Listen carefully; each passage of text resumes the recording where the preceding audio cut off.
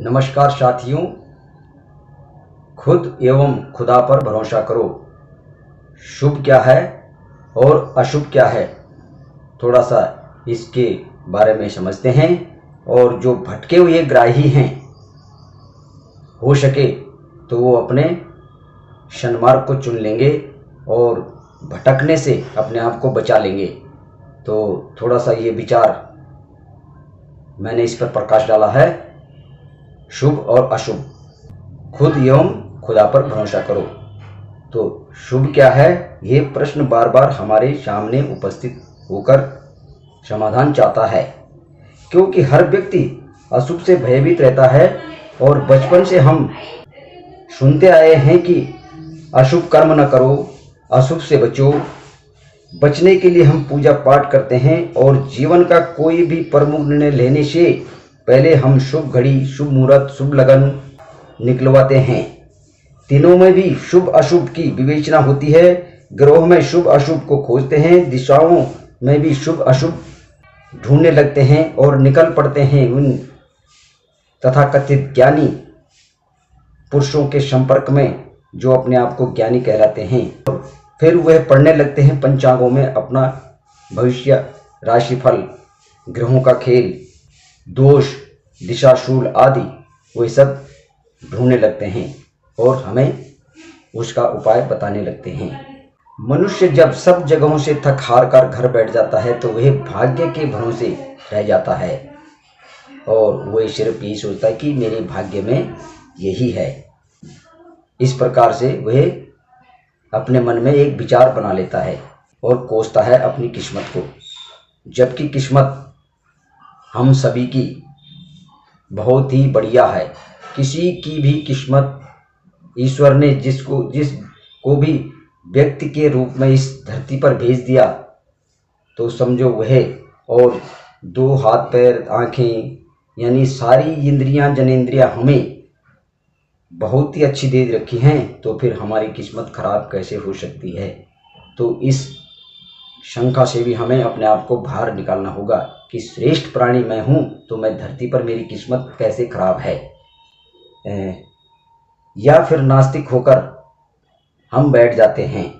लेकिन क्या हमने कभी यह सोचने का साहस किया कि शुभ क्या है? ये दूसरों से पूछने के बजाय अपने अंदर आत्मा में झांकें और एक मिनट के लिए मौन होकर रुकें और आत्मा में जाएं और वहां पर जाकर आत्मा से पूछेगा तो समाधान हमें अंदर से भीतर से मिलेगा। दूसरे लोग हमें धोखा दे सकते हैं परंतु तुम स्वयं को धोखा नहीं दे पाओगे। सीधी सी एक सरल विचार है कि दूसरे पर क्या विश्वास है कि ये हमें सही रास्ता दिखा भी रहा है या नहीं, लेकिन मैं अपने आप को कभी धोखा नहीं दे पाऊंगा यदि मैंने अंदर से समाधान ढूंढ लिया। तो बस जरूरत है भीतर जाने की, बाहर भटकावा है।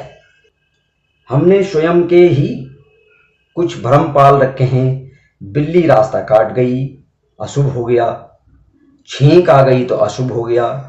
अरे मेरे भाई बहनों, ये कोई अशुभ चीजें नहीं हैं। बिल्ली रास्ता काट गई तो जैसे कि श्रेष्ठ प्राणी मैं इस धरती पर हूं, मनुष्य, तो वह न बोल सकने वाला मूक प्राणी है, वह उसकी भाषा हमें समझ में नहीं आती। तो पहले जाने का अधिकार उन प्राणियों का इस धरती पर है। तो क्यों न मैं थोड़ी देर वहां पर रुक जाऊं और उस बिल्ली को जो हमें लगता कि रास्ता काटने से मेरा अशुभ कर गई, क्यों न पहले उसको जाने का अधिकार है। और ऐसे ही यदि किसी को छींक आ गई तो मेरा अशुभ हो गया। अरे भाई, वो तो शरीर की एक प्रक्रिया है, उसमें शुभ और अशुभ कहाँ से उत्पन्न हो गया है? कोई खाली बर्तन मेरे सामने लेकर आ गया तो अशुभ हो गया। ये हमने बेतरीके के भ्रम पाल रखे हैं। ये जो है संशय प्रश्न चिन्ह खड़ा करते हैं। तो इनसे भी हमें अपने आप को अंदर से आत्मा से ही जगाना पड़ेगा और इन चीज़ों से हमें बाहर निकलना ही होगा। तो यह कुछ भ्रांतियां जो हमने ऐसे ही बेमतलब की पाल रखी हैं, इसमें तो हम शुभ अशुभ ढूंढते हैं, लेकिन अब जरा गौर करें कि जैसे कि खाने पीने की कोई भी चीज़ें हैं मेरी थाली में, लेकिन वे मेरे स्वास्थ्य पर क्या असर डालेगी, क्या इसके बारे में कभी हमने शुभ और अशुभ को ढूंढा है?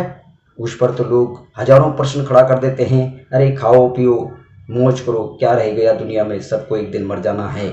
लेकिन मेरे भाई बहनों, हम लोग बीमार होकर मरते भी तो नहीं हैं। अगर मर भी जाएं तो आपकी बात सत्य हो जाएगी, लेकिन हम तो आराम से 5 स्टार जो होटल है वहाँ पर जाके लेट जाते हैं या वहाँ भर्ती हो जाते हैं, और तमाम तरह के जो हमारे रिश्तेदार नाते हमारे सगे संबंधी हैं वे बेचारे हमारी खबर करने के लिए हॉस्पिटल उनको आना पड़ता है।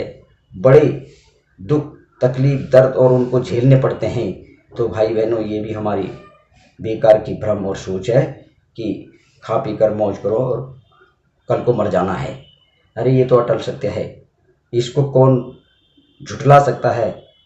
मरना सभी को एक दिन निश्चित है, लेकिन थोड़ा सा यदि कुछ नियमों को मैं फॉलो करूं, कुछ नियमों को यदि अपने जीवन में साक्षात करूं, तो हो सकता है कि मेरा कुछ भला हो सकता है। अब जैसे कि बाएं चलने का नियम है तो हम बाएं चलते हैं, लाल बत्ती पर रुकना है तो रुक जाते हैं, लेकिन एक्सीडेंट बाएं चलने पर भी हो जाते हैं और लाल बत्ती पर भी हो जाता है। तो इसका मतलब थोड़ा ना कि कल से मैं अपना नियम को तोड़ दूं और मैं तो भैया नियम बना रखा बाएं चलने का, तो मैं आज से बाएं नहीं चलूँगा, हैं मैं तो बीच में चलूँगा, दाएं चलूँगा, लाल बत्ती पर रुकूंगा नहीं। तो ये सब जिस तरह से हम इन नियमों का पालन करते हैं, ऐसे ही ठीक ईश्वरीय वैदिक विधान जो नियम हैं उनको भी हमें फॉलो करना ही पड़ेगा। उनमें कोई भी प्रश्न चिन्ह, कोई शुभ अशुभ को हमें तलाशने की कोई भी जरूरत नहीं है। बस अपने आप को भगवान के हवाले कर दो, और जो हो रहा उसकी इच्छा से हो रहा भाई, है वही करने वाला है, वही तारने वाला है। तो थोड़ा सा ये प्रकाश मैंने इस विषय पर रखा कि खुद पर और खुदा पर, ईश्वर भगवान पर विश्वास करो तो सारी चीज़ें ही सुटेबल होती चली जाएंगी, और नहीं तो सब उल्टा उल्टा, जैसे बोलते हैं कि जैसी मति वैसी गति, फिर विचार भी ऐसे आने लगेंगे। नमस्कार, जय हिंद, जय भारत।